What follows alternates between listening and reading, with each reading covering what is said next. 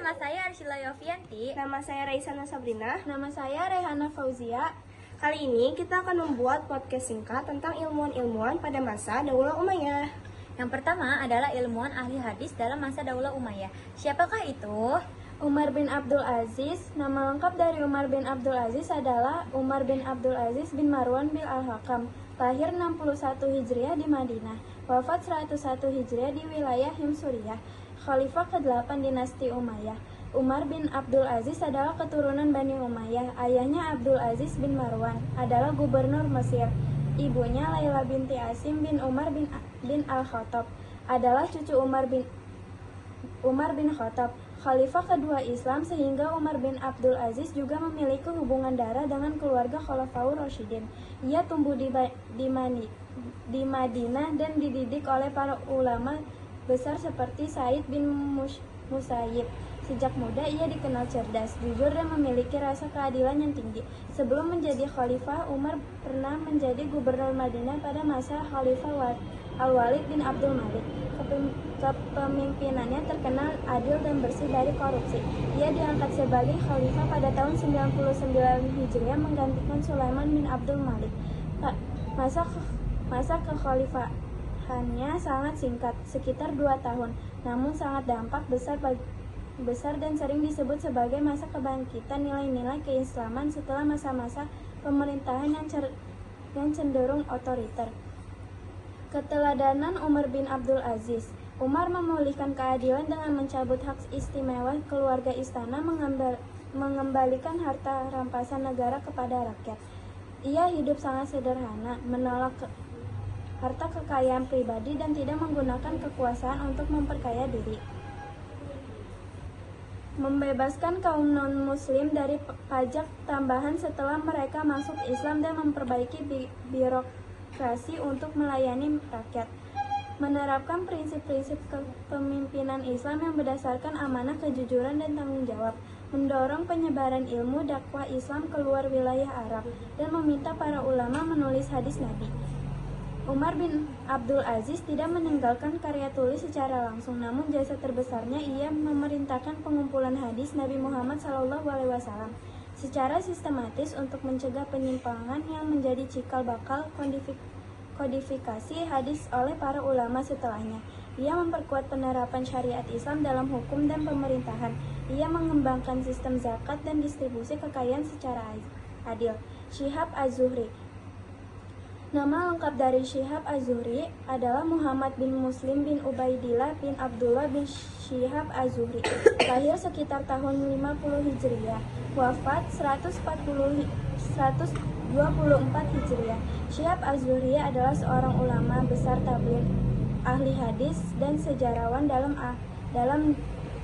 sejarawan Islam dari Madinah. Ia merupakan salah satu tokoh utama dalam pengumpulan dan periwayatkan hadis Nabi Muhammad SAW pada masa awal Islam. Ia belajar dari para sahabat seperti Anas bin Malik, Abdullah bin Umar, dan lainnya. Ia hidup pada masa beberapa khalifah Umayyah, termasuk Umar bin Abdul Aziz, yang sangat menghormatinya dan memintanya untuk memulai kodifikasi hadis.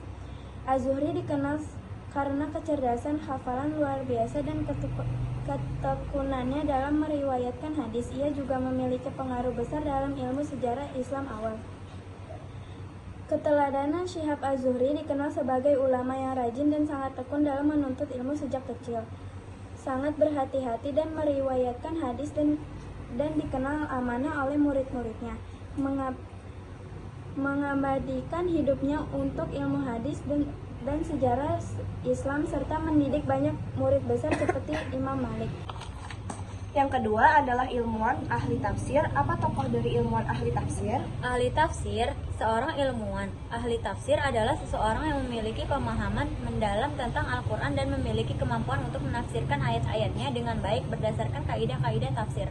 Mereka biasanya menguasai bahasa Arab, memahami konteks sejarah, asbab an-nuzul, latar belakangnya turunnya ayat sabab nuzul, ilmu-ilmu Al-Quran lainnya, serta metode-metode tafsir baik secara tekstual, tafsir bi al-masur maupun rasional, tafsir bi al-ra'i. Beberapa contoh ilmuwan ahli tafsir terkenal dalam sejarah Islam antara lain Ibnu Jarir At-Tabari, 310 Hijriah. Penulis tafsir At-Tabari, salah satu karya tafsir klasik terlengkap. Ibnu Katsir 774 Hijriah. Penulis tafsir Ibnu Katsir, tafsir yang populer di dunia Islam karena gaya penyampaiannya yang ringkas dan sistematis. Fakhruddin Ar-Razi 606 Hijriah. Penulis tafsir Al-Kabir yang dikenal mendalam dalam aspek filosofis dan logika. Al-Qurtubi 671 Hijriah. Penulis Al-Jami' li Ahkam Al-Quran, tafsir dengan fokus pada hukum-hukum dalam Al-Quran. Al-Baghawi 516 Hijriah. Penulis Ma'alim At-Tanzil, tafsir yang ringkas dan banyak menggunakan. Yang ketiga adalah ahli ilmuwan fikih. Siapakah itu? Abu Hanafi berasal dari keluarga keturunan Persia yang menetap di Kufah. Ia tumbuh dalam lingkungan yang religius dan mulai mendalami ilmu agama sejak muda. Setelah awalnya lebih fokus pada perdagangan, nama asli Imam Abu Hanafi adalah Nu'man bin Sabit bin Zuta bin Mahan At-Taimi. Beliau dilahirkan di Kufah tahun 80 Hijriah dan wafat tahun 148 Hijriah. Ia dikenal sebagai pendiri mazhab Hanifah sebagai orang-orang yang memanggil Imam Hanafi. Ia hidup di masa peralihan dua daulah besar Islam, yakni dari Daulah Umayyah menuju Abbasiyah. Imam Hanafi disebut sebagai tokoh yang pertama kali menyusun kitab fikih berdasarkan kelompok-kelompok yang berawal dari kesucian taharah yang kemudian diikuti oleh ulama-ulama sesudahnya seperti Malik bin Anas, Imam Syafi'i, Abu Dawud, Bukhari, Muslim, dan lainnya. Karya dari Abu Hanafi adalah Al-Fiqh Al-Akbar. Kitab ini berisi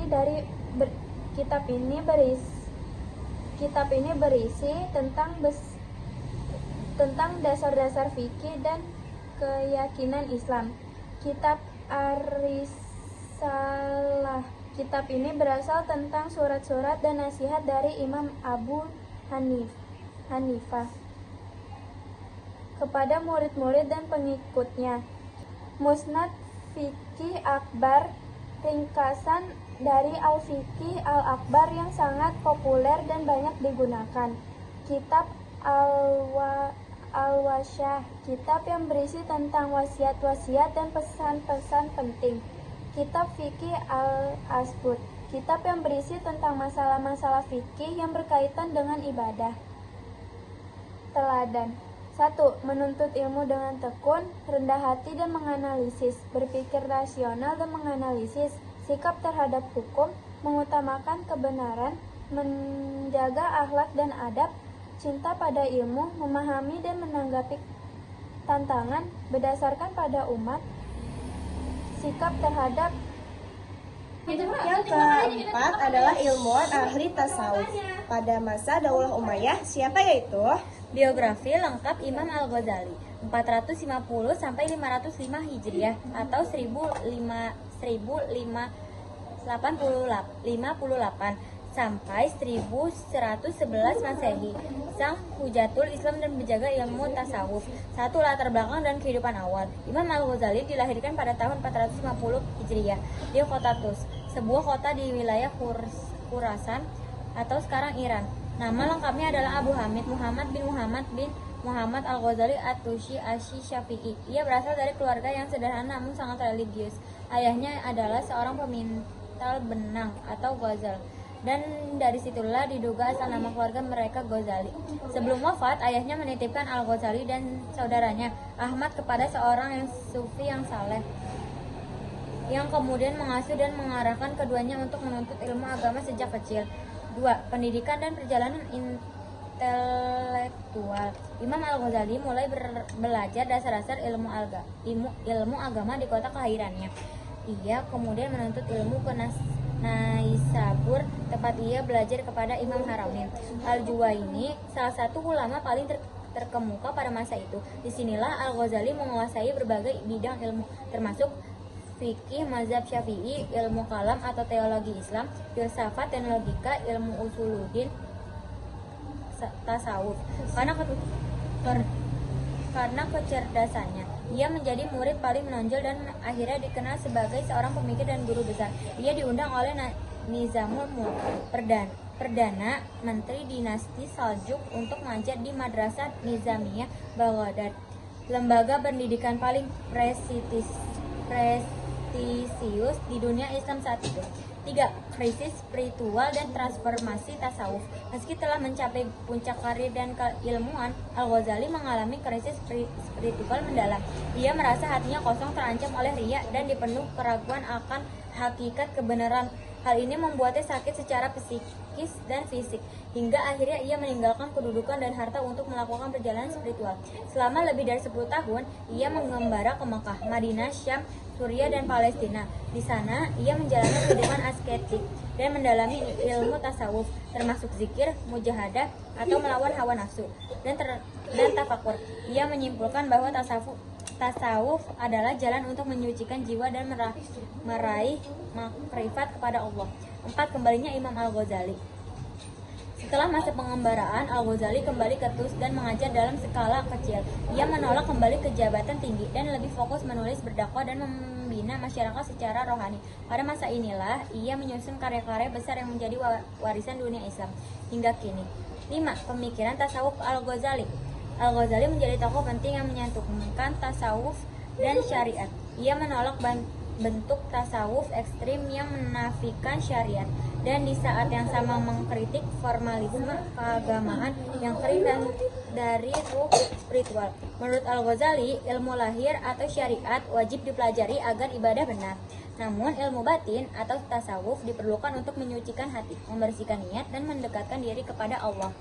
Ia menjelaskan bahwa tujuan hidup manusia adalah mencapai kebahagiaan abadi atau sa'adah ukhrawiyah yang hanya dapat diraih dengan tazkiyah al-nafs atau penyucian jiwa. 6.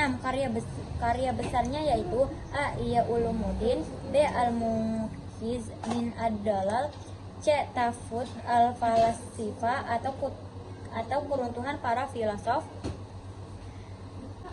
Yang ketujuh adalah ilmuwan kedokteran saat masa Daulah Umayyah. Siapa sih itu? Khalifah Al-Walid bin Abdul Malik mendirikan sekolah tinggi kedokteran tahun 88 Hijriah atau 706 Masehi. Untuk mendukung perkembangan sekolah tersebut, Khalifah mendatangkan dokter dari Persia serta mendorong gerakan penerjemahan buku-buku kedokteran. Khalifah juga siap memberikan anggaran cukup besar untuk para dokter yang ingin melakukan riset atau penelitian. Berikut beberapa ahli kedokteran masa Umayyah. 1. Luqman al-Hakim, dianggap sebagai dokter pertama dari bangsa Arab. 2. Haris bin Kildah, ia dilahirkan di Taif dan belajar ilmu kedokteran di Maristantan. Jundi Sapur, dikenal sebagai dokter paling masyhur pada masa Umayyah. 3. Nazar, ia anak dari Haris bin Kildah yang mengikuti jejak ayahnya. Nazar ahli dalam bidang pengobatan penyakit liver. 4. Ibnu Abu Rumtah At-Tamimi, merupakan ahli ilmu anatomi. 5. Abul Al-Qasim Az-Zahrawi, di dunia barat ia dikenal dengan nama Abul Jasis. Ia merupakan ahli bedah, perintis ilmu penyakit telinga, dan pelopor ilmu penyakit kulit. Karyanya yang termasyhur berjudul At-Tasrif Liman Ajaza Al-Ta'lif pada abad 12, diterjemahkan oleh Gerard of Cremona dan dicetak ulang di Genoa atau 1497 Masehi.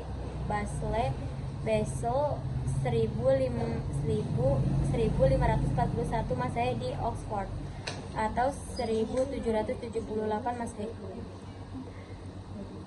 Buku tersebut menjadi rujukan di universitas-universitas terkemuka di Eropa saat itu.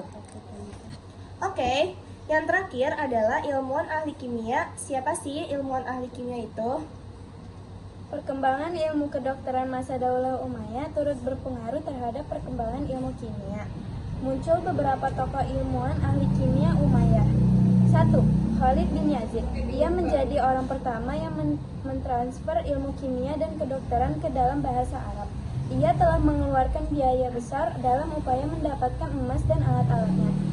Tetapi, buku-buku yang disusun oleh Khalid bin Yazid tidak ada yang sampai kepada kita hari ini.